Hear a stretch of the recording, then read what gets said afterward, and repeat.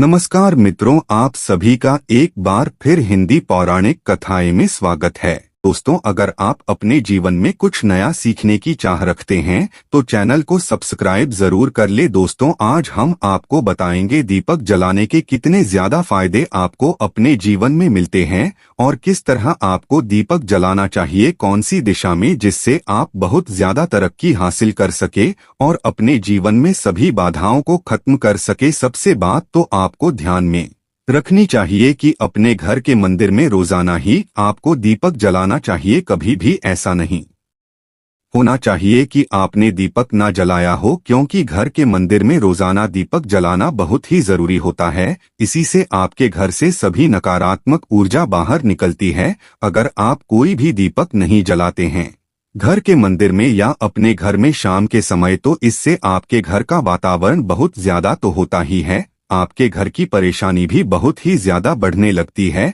घर का जो मुखिया होता है उसे बहुत ही ज्यादा मेहनत करनी पड़ती है। इसकी वजह से परेशानी, डिप्रेशन और टेंशन में घर का मुखिया पहुंच जाता है। शाम का समय हिंदू धर्म में बहुत ही ज्यादा महत्वपूर्ण माना जाता है और जो लोग शाम के समय कभी भी घी का दीपक या फिर तेल का दीपक अपने घर में नहीं जलाते हैं तो उनके घर में हमेशा ही मुसीबत बनी रहती है। यानी कि एक मुसीबत निकलते हैं तो दूसरी मुसीबत में उससे पहले ही फंस जाते हैं और हमेशा ही धन की समस्याएं, परेशानियां बढ़ती रहती हैं। उनके जो बच्चे होते हैं वो भी उनके खिलाफ होने लगते हैं, उनका कहना बिल्कुल भी नहीं मानते हैं। इस तरह से घर का पूरा माहौल ही दुखपूर्ण होने लगता है। काफी लोग इन चीजों को मानते भी हैं, परंतु जानते हुए भी उपाय कर नहीं पाते हैं, भूल जाते हैं। उन्हें इन चीजों से होने वाले नुकसान के बारे में पता नहीं होता है। इसलिए आपको एक घी का दीपक या फिर तेल का दीपक जलाना बहुत ही जरूरी है।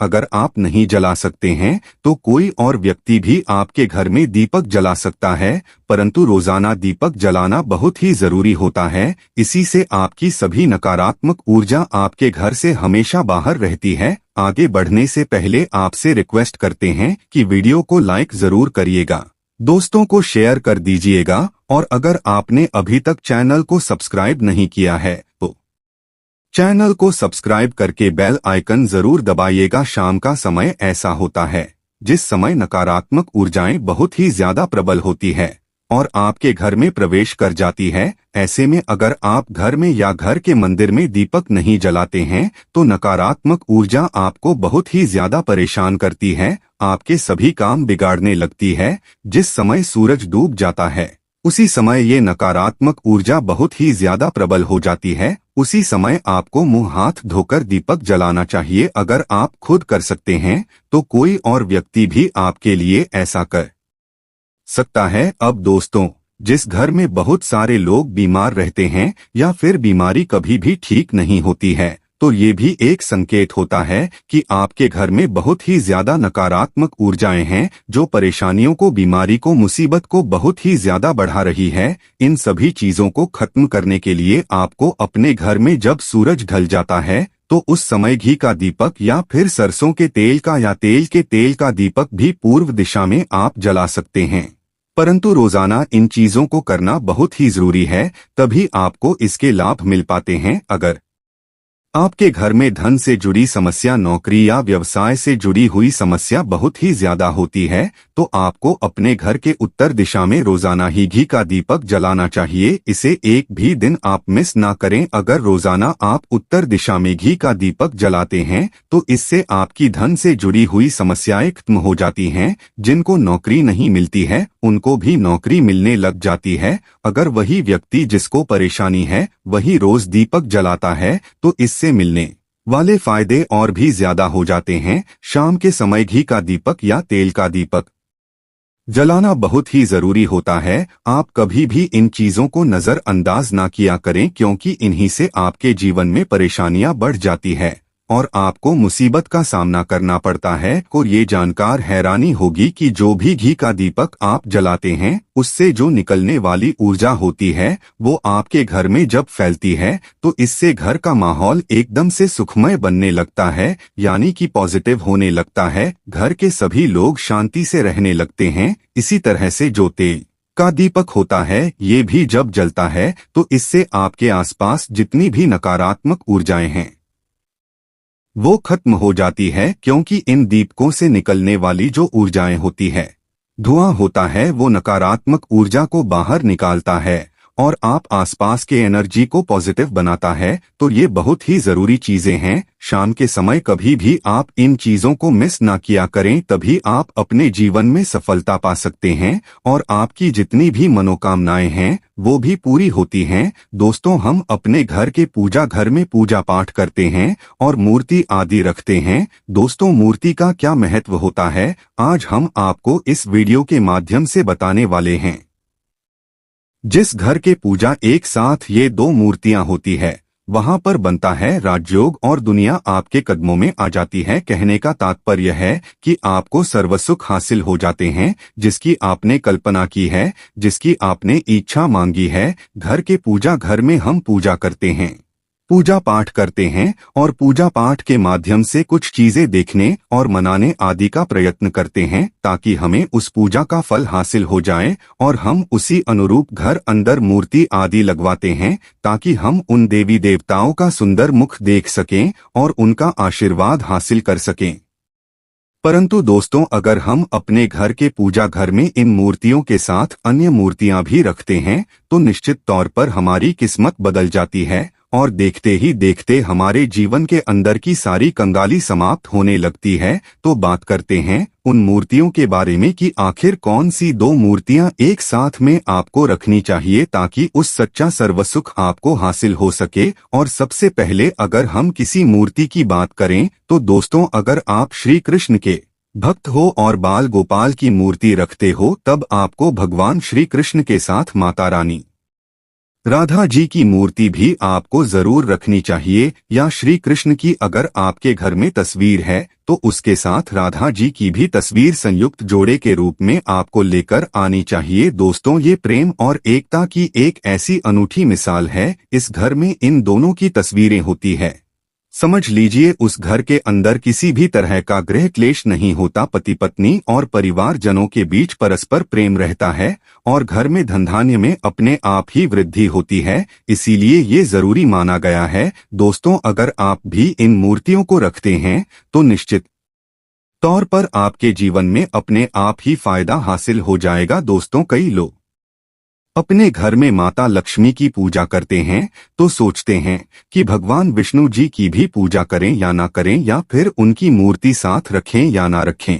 हमेशा भगवान श्री विष्णु जी और माता लक्ष्मी की पूजा आपको एक साथ करनी चाहिए। देवाधिदेव महादेव भगवान विष्णु और भगवान ब्रह्मा जी तीनों ही देवताओं को सर्वस्व परम देवता माना जाता है और त्रिदेवों में भगवान विष्णु जी को पूजा जाता है। तो अगर आप अपने घर के पूजा घर में लक्ष्मी नारायण की संयुक्त रूप से पूजा करते हैं तो निश्चित तौर पर आपके घर में दिन दुगनी रात चौगुनी वृद्धि देखने को मिलती है। इसीलिए आप भगवान विष्णु जी की माता लक्ष्मी जी की पूजा करें। अगर माता लक्ष्मी की अकेली तस्वीर है तो आपको उनकी बाईं तरफ भगवान श्री गणेश और भगवान श्री कुबेर जी की मूर्ति या तस्वीर अपने घर के मंदिर में जरूर लगानी चाहिए। अगर आप माता लक्ष्मी जी के बाईं तरफ भगवान श्री गणेश जी की मूर्ति लगाते हैं या तस्वीर लगाते हैं तो आपको निश्चित तौर पर लाभ हासिल होता है और देखते ही देखते आपके जीवन के अंदर की कंगाली समाप्त होने लगती है और धन प्राप्ति लिए आपको लक्ष्मी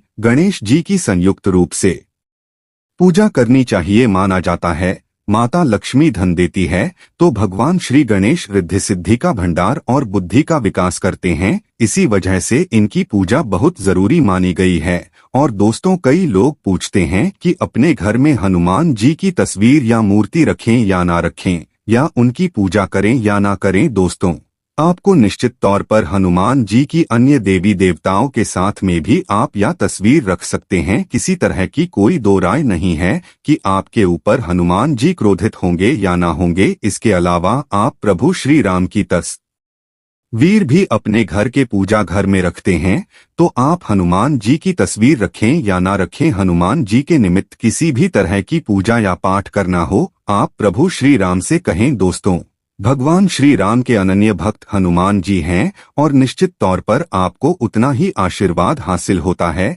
जितना कि आपको मूर्ति या तस्वीर का पूजन करने से होता है। या फिर आप क्या करें, श्री राम दरबार की तस्वीर अपने घर में लेकर आए और श्री राम दरबार की तस्वीर का पूजन करें, या उनकी मूर्ति या उनकी किसी तरह की कोई चीज आपके पास है तो आप उनका पूजन करें। इसमें सारे देवी देवताओं का आपको आशीर्वाद हासिल हो जाता है। हनुमान जी से लेकर माता सीता, भगवान श्री राम और अन्य देवी देवताओं का भी आशीर्वाद आपको हासिल हो जाता है। तो निश्चित तौर पर अपने पूजा घर में एक साथ आप ये तस्वीरें रख सकते हैं। आपके जीवन में राजयोग की प्राप्ति होती है। इसी तरह दोस्तों, अगर आप अपने घर के पूजा घर में या किसी अन्य स्थान पर अगर कोई तस्वीर रखना चाहते हैं और उसे लगाकर अपने घर में लाभ हासिल करना चाहते हैं, तो दोस्तों अपने घर में या पूजा घर में आपको निश्चित तौर पर त्रिदेवों की तस्वीर या मूर्ति एक ही स्थान पर लाकर जरूर रखनी चाहिए। ब्रह्मा, विष्णु और महेश, इन तीनों की संयुक्त रूप इनकी एक साथ तस्वीर अपने घर के मंदिर में या अपने घर में कहीं भी लाकर रख देनी चाहिए माना जाता है। इन तीनों देवी देवताओं के एक साथ दर्शन करने मात्र से हमारे बड़े से बड़े विघ्न और बड़े से बड़ा कष्ट ऐसे ही समाप्त हो जाता है। इसी वजह से इन तीनों की एक साथ में तस्वीर या मूर्ति लाकर आपको पूजा जरूर करनी चाहिए। अब बात करते हैं कि कुछ ऐसी तस्वीरें होती हैं या ऐसी मूर्तियां होती हैं जिनको आपको अपने घर के पूजा स्थान ही नहीं देना चाहिए। अगर आपने इन तस्वीर या मूर्ति को अपने घर के पूजा घर में स्थान दिया तो समझ लीजिए कि आपको कंगाली का सामना करना पड़ेगा या फिर देवी देवताओं के क्रोध का सामना करना पड़ेगा। और एक बात बता दें कि मंदिर में कभी भी विषम संख्या में गणेश जी की मूर्तियां ना रखें, जैसे कि 1, 3 या 5 ऐसे रखना अशुभ माना जाता है। 2 मूर्तियों को एक साथ रखना शुभ माना गया है। अगर आप सिर्फ गणेश जी की मूर्ति रखते हैं तो इसके अलावा किसी भी तरह की मूर्ति आपको नहीं रखनी चाहिए। इन्हें स्थापित करते कि गणेश जी का चेहरा घर के मुख्य दरवाजे की तरफ होना चाहिए ताकि आपको अच्छे और सच्चे धन लाभ की प्राप्ति हो। और इस बात का ध्यान रखें कि घर में अंगूठे से बड़े आकार का शिवलिंग आपको भूलकर भी नहीं रखना चाहिए। हमेशा एक छोटा सा शिवलिंग रखें और इससे ज्यादा शिवलिंग आपको नहीं रखनी चाहिए। वैसे तो दोस्तों, आपको अपने घर में शिवलिंग रखना ही नहीं चाहिए, उसके बाद भी आप रखते हैं तो अंगूठे के आकार से बड़ा शिवलिंग आपको रखना चाहिए। आप छोटा शिवलिंग रख दें और ध्यान रखें कि एक से ज्यादा शिवलिंग आपको भूलकर भी नहीं रखने हैं। घर में अगर आप शिवलिंग रखते हैं तो शिवलिंग के ऊपर आपको तुलसी भूलकर भी अर्पित नहीं करनी है। अगर आपने शिवलिंग रख भी दिया है और तुलसी अर्पण कर दी है तो देवी देवताओं के क्रोध का आपको सामना करना पड़ता है। दोस्तों, मंदिर में हमेशा अगर आप हनुमान जी की तस्वीर रखना चाहते हैं, आप हनुमान जी के अनन्य भक्त हैं, तो बैठे हुए हनुमान मूर्ति रखें। बजरंग बली,